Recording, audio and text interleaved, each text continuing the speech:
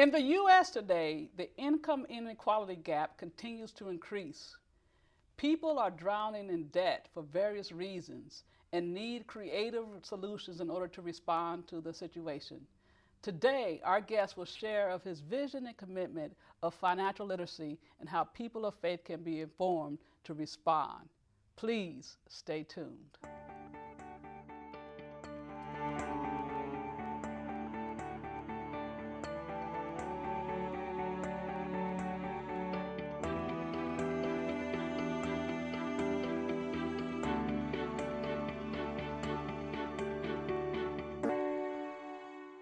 Welcome to Perspectives on Faith and Culture. I'm Dr. Karen Crozier, and today we are going to discuss faith and finances and financial literacy. I'm joined today by Larry Hodges, who is a planned giving advisor at MB Foundation. Welcome, Larry, to the show. Well, thank you, Dr. Crozier. Thank you for having me. You're welcome. So let's get right into it. Share about your background and experience on financial literacy and using financial resources as a tool and not as a god.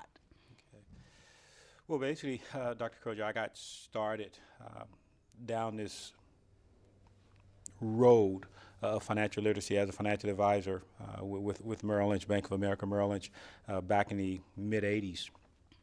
And what I discovered is that as I was out there in the community talking about investing, talking about accumulating and building worth, that a lot of the people that I was encountering did not have the basic tools of financial literacy in order to grow their assets. I found that the people who were my natural market had no idea that financial literacy was a life skill that they needed to incorporate in order to realize their fullest potential, to have what I consider to be total well-being. Finances, as opposed to a lack of finances, or social well-being, community well-being, physical well-being. Well, a lot of my natural market was suffering from a lack of financial well-being, and that was due to financial illiteracy, is what I called it. Mm-hmm. Share more about the whole concept of a natural market coming from the banking institution perspective. Well, a natural market for me was naturally West Fresno, because that's where I was born and raised. And in West Fresno, back in the 50s and the 60s and through the 70s, was a community of low to moderate income people, and that was my natural market. And so naturally, when I started in the financial services industry, where the market was the affluent and the mass affluent, for me, there was a disconnect. There was a tremendous amount of learning and assimilation that I had to do in order to be successful in that particular industry. Mm-hmm. And so I was, bivocational. I was wanting to educate my natural market about the nuances of acquiring and developing financial assets. And then I also had to learn how to navigate the area of the affluent in regards to keeping and growing the financial assets and the physical assets that they had. And so it was quite an experience for me. Yeah, so I love the concept of bivocationalism, because that's what many pastors and ministers who lead in low-income African-American, Southeast Asian, Latino, Hispanic faith communities, they have to work both in the church and beyond the church in order to make ends meet, to understand and support their livelihood. But share more, as I hear you saying, who were your mentors and role models as you had to live in both worlds and educate both worlds about the significance of what it meant to serve what you call your natural market? That's a great question. Because in West Fresno, my mentors were not the investment bankers. They weren't the bankers. They weren't the business owners or the moguls that we see in 2015. These were the teachers. These were the community elders. These were the foremans of the work crews in the grape fields and the cotton fields. These were the guys who drove the melon trucks when we wanted to go and bale hay. These were my mentors, not to the exclusion of my grandmother, my mother, not to the exclusion of some of the community leaders of that time, some of which are pretty prominent now here in Fresno. But they were the mentors. And And then we also had the television back then. Paladin, a half gun will travel, a cowboy out of San Francisco that had business cards, a role model, an image that I wanted to portray. Pastors, no doubt. And then as I grew up, just parents of friends, military officers over in West Fresno who offered an alternative to working in the fields. You go into the military, serve your country, get educated, and get yourself out of the fields. And that's the path that I chose. I can recall talking to Mom in the 8th grade, as a matter of fact, when it was time to go cut grapes. And I said, Mom, do I have to go to the grape fields? She said, son, if you get a job, you won't have to go to the grape fields. And about that time, it was a mayor. It was Mayor Ted Wills at the time. They had created this organization called the Neighborhood Youth Corps. And I joined the Neighborhood Youth Corps, and my first job, aside from the field, was a custodian at Carver Elementary School. And then it was a custodial aide at Irwin Junior High School. And from there, I got a job at Jimco, which was a department store over in Central Fresno, and that was the start of it. And graduated from high school, joined the Air Force. Wanted to get educated because at the time, the professors at Fresno City College were advocating that education was the key. You needed to get educated. And I do believe, Dr. Crozier, that my generation, not with a great pride, I'm not being prideful, was probably at that time the most highly educated generation in the African American community in the United States as a result of the civil rights movement. Mm-hmm. And there was a lot of people that contributed to my trajectory. Right. I really appreciate the broad wealth of community resources and role models you was able to identify, as well as the various agencies and programs that were available to you, and the people who advocated, like, this is what is important, education, and you took it to heart and was able to find a way. So coming forward to 2015 and moving away from the 1980s, what do you consider to be some of the crucial economic, financial challenges that people are facing in the 21st century across the social economic stratum, regardless of their income? What do you consider to be some of the key financial challenges that's contributing to this increasing income inequality in the U.S.? I would have to say it's the wrong perspective that the low to moderate income and the upper income have about the purpose of money. I believe that money is a tool. Money is a means. It's not necessarily an end. But in our culture, as opposed to other cultures, we believe that is the end.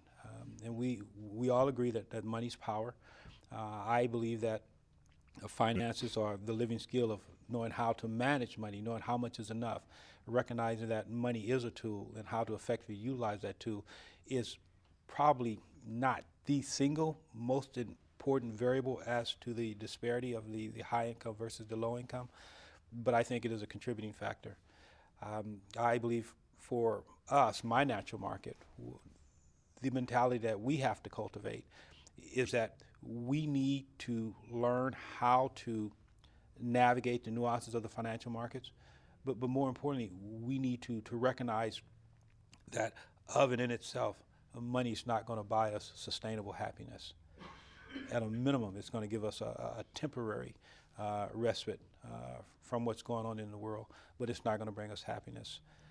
The only thing that's going to bring us happiness, and I'm going to digress to what I've learned over the years, is a strong spiritual foundation.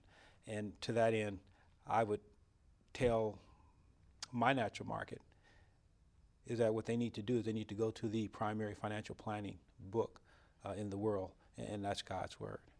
Mm-hmm. And so when you say that people is just reshaping their attitudes and mindset towards money being a tool, and how to use it as a tool, as a means towards an end and not an end in of itself. Exactly. What are some ways that you have found to educate people to become more mindful of how to do just that? Share some of your solutions in that area. The most effective way that I've found is by connecting their money and spending habits to the things that are important to them. The challenge is helping them to determine what it is that's important to them. Is the most important thing for me to be part of the crowd? Is it more important to me to be hell-bent on keeping up with the Joneses as opposed to taking care of my children? Is it more important for me to have a luxury automobile or to just have an automobile that's going to get me to and from where it is I need to go? Is it more important for me to have designer jeans or just to have some jeans? Is it more important for me to be motivated and dictated to by Madison Avenue as it is to be dictated by the needs of my family? Yeah, change your thinking, change your world. And I believe that's the key. So I'm going to push you a little bit further if you allow me. When we are bombarded with so many images of what the market says we need to value, how do we as people of faith really get at the core of what we really need? I appreciate what you were sharing concerning designer jeans versus this jeans, a luxury car versus this a quality car to get you from A to B, but we constantly bombarded with images saying this is what you need. So how are we to navigate? What solutions, support do you suggest for people to be able to navigate the numerous messages that we receive on a daily basis? I would say recognize that the world is not your friend. Madison Avenue is not your friend. Differentiate between what's a need versus what's a want. And God has made provisions for that. In Matthew, he clearly says in his word that do not worry about what you're going to wear or what you're going to drink, because I know what you need and I'm going to provide you with those needs. And so we do an analysis, we do an evaluation, we monitor our spending for a month. That's a practice that we do in a small group study that I lead and facilitate called Faith and Finances, is we have the participants list their spending for months. Okay, what you're buying, why you're buying it, and then we ask them to, on another sheet of paper to determine, what's important to you. So we have them list what's important to them. We have them list what their purchases have been for an extended period of time, and then we see if they match up. And the light bulb goes off, and then we make them commit to alleviating or eliminating those things that are wants as opposed to needs, and then taking those things that are wants, eliminating those, taking the financial resources that have been allocated to those, and then get back to basis of establishing a savings, an emergency fund, or some other type of long-term goal. And so that's how we do it. Great. When we come back, I would like to hear more about the success you have had, the types of people you have engaged, and the type of success you have seen in helping people to rethink their relationship to money. We will be back after the break.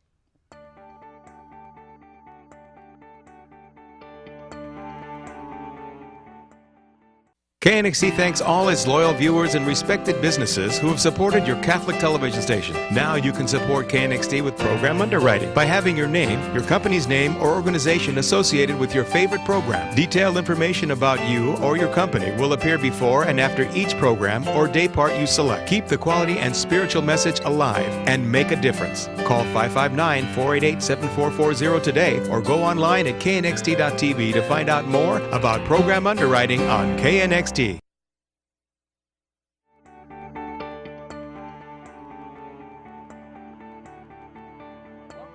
Perspectives on Faith and Culture. Today we are discussing faith and financial literacy with my guest Larry Hodges, who is planned giving advisor for MB Foundation. And before the break, you were sharing about the ins and outs of your faith and financial literacy program and the various practices that you help people to become to engage in order to become aware of their needs versus their wants, things they need to let go of, and how they can use their resources, financial resources, as a means instead of merely an in and of itself. So share more about what has been some of the positive transformation you have experienced in the people since you've been doing faith and financial literacy, and how long have you been doing this? Okay. The successes have been many. The success stories are I've paid off my loan that I had with a payday lender. The successes have been for the first time, my wife and I can sit down and we can talk about finances without blowing up. The successes have been, I never thought I could have a savings account. Those are the successes. And I would be remiss if I did not give credit to a local institution for making this possible, this faith and finances concept that I shared with you earlier. Now, I've been doing this, since at least 1990 in some form or fashion. But here lately, in partnership with the university, Fresno Pacific University, and the Center for Community Transformation, in an effort that they're undertaking to address concentrated poverty in the city of Fresno, I was fortunate enough to be introduced to a financial literacy curriculum that by far, in my opinion, was one of the most effective that I've encountered in the last 30 years of being in the business. It was a program that was created through Covenant College, Lookout Mountain, Georgia, and it's through the Chalmers Center. It's a faith and finances 12-week curriculum that's specifically designed for low-income and vulnerable people. I go parenthetically, or put parentheses around vulnerable people, because the construct there is in Genesis. It goes back to Genesis. God created us, and he placed us in the garden, and he gave us a responsibility, a stewardship responsibility over the garden. Well, we know that in Genesis chapter 3, something happened. Adam and Eve, our father and mother, disobeyed God. And because of that, there was a broken fellowship, a broken relationship. And everything that was created in our world as a result of that relationship is kind of flawed at best.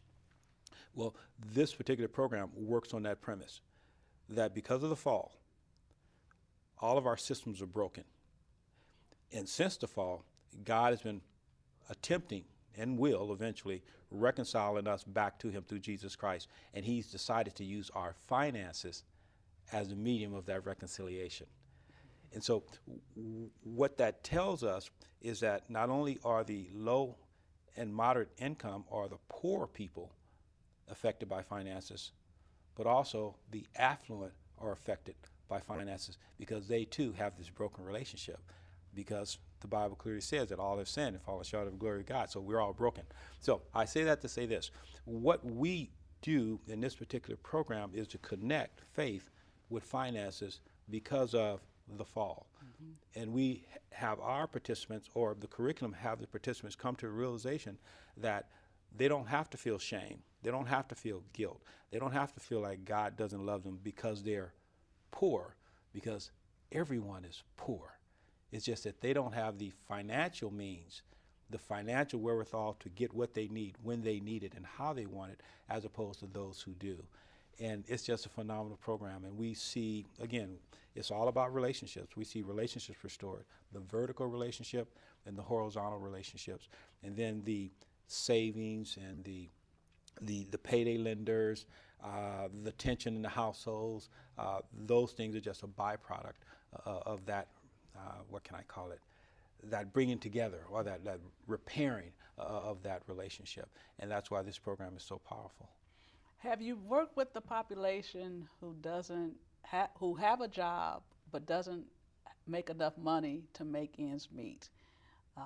Have you worked with many from that population in your faith and financial literacy program, and how have that particular subpopulation responded? I have, and it's more prevalent than most think.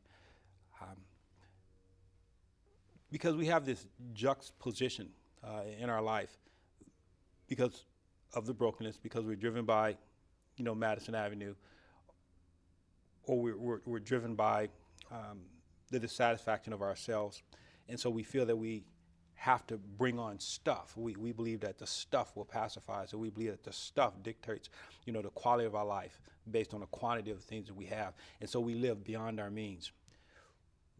My position is that you don't let the assets or the desire for assets come before you have the human capacity and the financial assets to acquire them. we develop the human capacity first. And how do we develop the human capacity? Well, we start at home. We have some good morals. We have good values.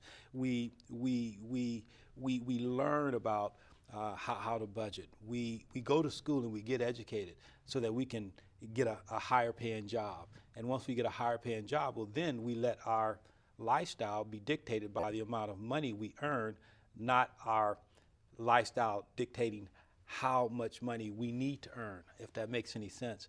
We let the income drive the lifestyle. We don't let the lifestyle drive the income. And if we can't afford to buy something, well, we have an app for that. Well, what do? Well, we save until we can buy it. The last thing we want you to do is to go to a payday lender. The last thing we want you to do is to take your income tax return and get a loan on it. The last thing we want you to do is to take a car that's been paid for and to get a title loan on it, to get saddled with debt. And so we try to advocate as best we can to live at or below your means. And if there's something out there that you want, well, save for it. Save for it. And how do you do that? Well, you can do one of two things. You can make more money. And how are you going to make more money legally? Well, you got to increase the human assets. And in our society, we do that through the creativity that God has given us and the industry that God has given us. We get educated, or we come up with an app that will just make us a boatload of money. But more importantly, we attribute it all to God, because God has given us everything that we need to have everything that we need. So what about the families? The parents who are working 2 to 3 jobs and their job is only paying $1,200 a month. They got children to feed. Rent is $900 a month. Utilities, $100 a month. What do you say to those type of situations? Then groceries only left over $200, if that. Then you got transportation to get to and from work. So they are not trying to live above their needs. They just are not receiving the basic income for a livable wage. How do you address those type of situations and circumstances? Well, in the formula, you have to do one of two things. Either you have to generate more income, or you have to consume less. I advocate doing them both. Well, how do you generate more income? Well, you have to increase your human assets. You have to go back to school, or you have to go into a direction where you're going to generate the income that can allow you to have those things that you need. And then you just have to take some things off the table. You have to live simply. You have to live simply. And so you have to work both ends of the formula, in my estimation. Mm-hmm. And don't lose hope. You know, just don't quit. Get a spending plan. Know where your money's going. Start plugging the leaks, because a lot of things we acquire we really don't need. It's more of a want than it is a need. And yes, we have to make sacrifices, but we have to have the pride to say, okay, yeah, I know, son, you'd like to have those Jordans. You know, I know, daughter, you'd like to have that designer makeup, but you know what? We can't do that right now. Mm-hmm. But better yet, why don't we work on it together? Mm-hmm. You know, how much of the Jordan is going to cost? Well, let's establish a plan to make that happen. You know, I'll do part, you do part, and we can do it together. And we need to start having that conversation with our children. They need to see our struggles. They need to see us writing the checks. They need to see us paying the bills. And they need to be in on it. You know, if you want, well, what are you going to contribute? You know, we can go out and get your lawnmower so you can mow lawns, or, you know, you can go to the grape fields. Don't be above humbling yourself and doing what's necessary in order so that you can become self-sufficient. And so I think you have to work both ends of the right. And as you share about the family and the parental modeling in that process, how can congregational leaders, pastoral leadership, be responsible to the people who are maybe experiencing that right in their congregations? How can they help people to become more conscious of what it means to see money as a tool and not as a God, and be driven by it? You have to teach it. Not only do you have to teach it, you have to model it. Mm-hmm. You absolutely positively have to model it. You have to share what God's word says about stewardship. You have to share what God's word says about materialism, and then you have to practice it. So that's the only way I know how to lead. You have to lead by example. and you have to love those people just like God loves them. You can't, and I say this in a general sense, not an indictment against the pulpit or the leadership of any congregation, but I have to know that you love me enough and care for me enough that you're going to go down in the valley with me. You know, I have to know that, otherwise I'm not going to follow you. And so they have to be good, not only good leaders, but they have to be good followers, and they have to teach true stewardship. Don't, and again, I'm preach now, don't tell me not to do what you're doing, because there's some incongruency there. There's some, that's not going to work with me. But if you say, you know, I'm driving this used car because it's paid for, and I don't want to pay the interest to the bank. I don't want to pay the interest to the insurance company. I don't want to pay the interest to any finance company. I'm doing this because all I need is to get from point A to point B, and I want to do it in the most economical way I can. So I don't need a brand new car every year. I don't need this. I don't need that. What I need is transportation. What I need is shelter. What I need is food. What I need is clothing. And we need to preach that, and not only preach it but teach it. Stewardship. Great. That modeling and consistency. So you didn't say anything about the prosperity gospel. That's huge among us today, but that becomes part of it because certain pastors are modeling something else about acquiring that reality. But we don't have to go there. But if you have 30 seconds or less, in 30 seconds or less, I'd invite you to share what's one thing you hope the viewing audience will walk away from what we discussed today. Is that God loves them. And that God loves them. And there's a reason why there's so many passages in the basic instructions before leaving earth that concerns money. Because he knew that it is the one thing that can rip them away from him. And so he wants to get our attention. And so he's using finances to do it. Well, great. Thank you for being on the show today. Thank you for watching, and we look forward to seeing you next time. Take care and God bless.